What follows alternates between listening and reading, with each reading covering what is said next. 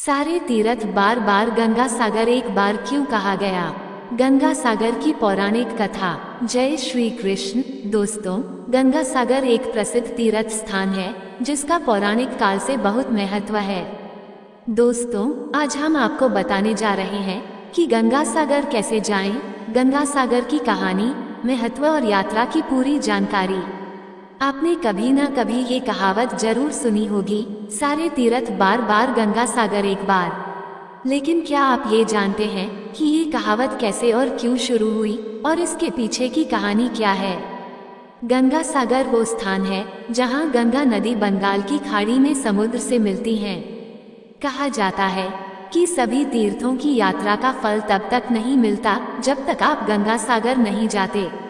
मकर संक्रांति के दिन गंगा सागर में स्नान दान का सर्वाधिक महत्व बताया गया है।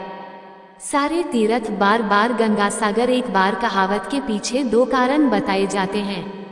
पहला कारण, गंगा सागर को महातीर्थ कहा गया है क्योंकि माना गया है कि सारे तीर्थों का फल गंगा सागर आने से मिल जाता है। ये वो स्थान है जहाँ पर गंगा नदी के स्पर्श से राजा सगर के 60,000 पुत्रों को मुक्ति मिली थी। इसीलिए कई श्रद्धालु लोग यहाँ आकर अपने पितरों का श्राद्ध, तर्पण व पिंडदान करते हैं और पूर्वजों की मुक्ति की कामना करते हैं। इस कारण से लोग एक बार तो गंगा सागर की यात्रा जरूर करना चाहते हैं। अतः कहा गया है सारे तीर्थ बार बार गंगा सागर एक बार। पुराणों में भी गंगा सागर में दान और स्नान को धार्मिक और आध्यात्मिक दृष्टि से काफी महत्वपूर्ण बताया गया है। सारे तीर्थ बार बार गंगा सागर एक बार। दूसरा कारण, कोलकाता से गंगा सागर जाने के लिए पहले 86 किलोमीटर दूर काकद्वीप जाना होता है, जहां हॉवुड पॉइंट से 3.5 किलोमीटर स्टीमर नाव के जरिए सागर द्वीप पहुंचते हैं। इसके बाद सागर द्वीप पर 32 किलोमीटर यात्रा करने के बाद गंगा सागर तीर्थ आता है। पुराने समय में ये यात्रा काफी दुष्कर और कठिन थी। कई दिन की यात्रा करने के बाद लोग गंगा सागर पहुंच पाते थे, इसीलिए लोग दोबारा जाने की सोचते भी नहीं थे।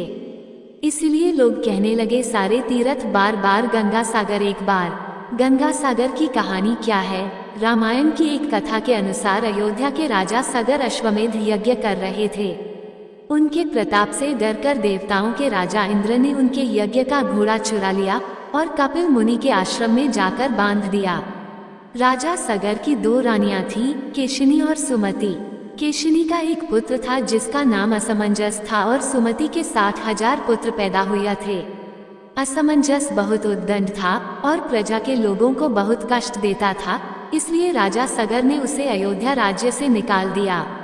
अश्वमेध यज्ञ का घोड़ा चोरी हो जाने से राजा सगर बहुत चिंतित हुए, क्योंकि यज्ञ पूरा होने के लिए घोड़ा मिलना जरूरी था।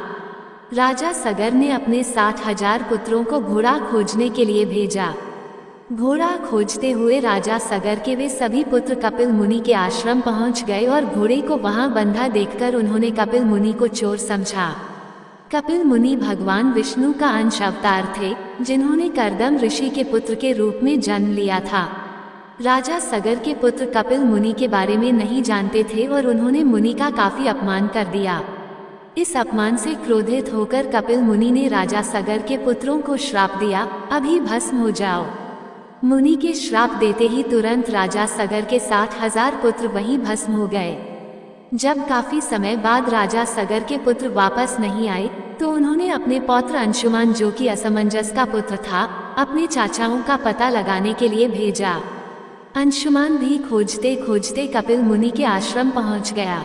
वहां उसने यज्ञ का घोड़ा और हजारों की संख्या में अस्थि पिंजर और राख देखी तो वो समझ गया क्या हुआ होगा। अंशुमान ने कपिल मुनि की स्तुति की और कृपा की प्रार्थना की। कपिल मुनि ने प्रसन्न होकर आंखें खोली। उन्होंने अंशुमान को अश्वमेध यज्ञ का घोड़ा ले जाने दिया और बताया, अगर राजा सगर का कोई वंशज उस स्थान पर गंगा जी को ले आए तो उसके चाचाओं को मोक्ष मिल जाएगा। अंशुमान घोड़ा लेकर अयोध्या वापस आ गया और राजा सागर ने यज्ञ पूरा किया। राजा सगर ने अगले 30,000 वर्षों तक राज्य किया। फिर वे अंशुमान को राज्य सौंपकर स्वर्ग सिधार गए। अंशुमान ने गंगा जी को पृथ्वी पर लाने का बहुत प्रयास किया, लेकिन वो अपने जीवन में सफल नहीं हो पाया। अंशुमान के पुत्र दिलीप ने भी काफी तप किया, लेकिन वो भी गंगा को लाने में असफल रहे। राजा दिलीप के बाद उनके पुत्र भागीरथ अपने अथक प्रयास और घोर तप से गंगा को पृथ्वी पर लाने में सफल हुए। गंगा जी ने आश्वासन दिया कि मैं पृथ्वी पर जरूर आऊंगी, परंतु जिस समय मैं स्वर्गलोक से पृथ्वी पर आऊंगी, उस समय मेरे प्रवाह को रोकने के लिए कोई उपस्थित होना चाहिए। इसके लिए भागीरथ ने भगवान शिव को तप करके प्रसन्न किया। भगवान शिव ने स्वर्ग से आती हुई गंगा को अपने जटाओं में धारण कर लिया और वहां से गंगा 7 धाराओं में भूमि पर उतरी। पहली 3 धाराएं हलादिनी, पावनी, नलिनी पूर्व की दिशा में बह चली और 3 धाराएं सुचक्षु, सीता और सिंधु पश्चिम की ओर प्रवाह की। 7वां प्रवाह भागीरथ के बताए रास्ते पर बढ़ चला और आगे आगे भागीरथ रथ से बढ़ चले। भागीरथ उस स्थान पर पहुँचे जहाँ उनके प्रपितामह भस्म हो गए थे। माँ गंगा उनके अवशेषों के ऊपर से बहते हुए राजा सगर के 60,000 पुत्रों का उद्धार करते हुए जाकर सागर में मिल गईं। राजा भागीरथ ने गंगा जी को पृथ्वी पर लाया, इसलिए गंगा का एक नाम भागीरथी भी है। गंगा सागर का मेला, जिस स्थान पर राजा सगर के पुत्रों को मुक्ति मिली, गंगा सागर वही स्थान है। यहाँ पर कपिल मुनि का मंदिर है, जहाँ लोग दर्शन के लिए जाते हैं। गंगा जी जिस दिन पृथ्वी पर अवतरित हुई, वो मकर संक्रांति का दिन था। संक्रांति के दिन गंगा सागर में स्नान का बहुत महत्व है, इसलिए हर साल मकर संक्रांति के दिन गंगा सागर में विशाल मेला लगता है, जहाँ लाखों लोग स्नान और दान के लिए आते हैं। गंगा सागर का मेला 5 दिन तक चलता है। इस दौरान तीर्थयात्री लोग मुंडन, श्राद्ध, पिंडदान और समुद्र में पितरों को जल अर्पित करते हैं। गंगा सागर में कपिल मुनि का प्राचीन मंदिर था, जो कि समुद्र में समा गया। 1973 में यहाँ कपिल मुनि का नया मंदिर बना, जहाँ श्रद्धालु और तीर्थयात्री दर्शन के लिए जाते हैं। गंगा सागर एक छोटा गंगा नदी का एक डेल्टा द्वीप है, जिसकी आबादी करीब 2 लाख और क्षेत्रफल 282 वर्ग किलोमीटर है। सागर द्वीप के एक ओर बंगाल की खाड़ी और दूसरी ओर बांग्लादेश है। इस सुंदर द्वीप के ज्यादातर क्षेत्र में घने जंगल है।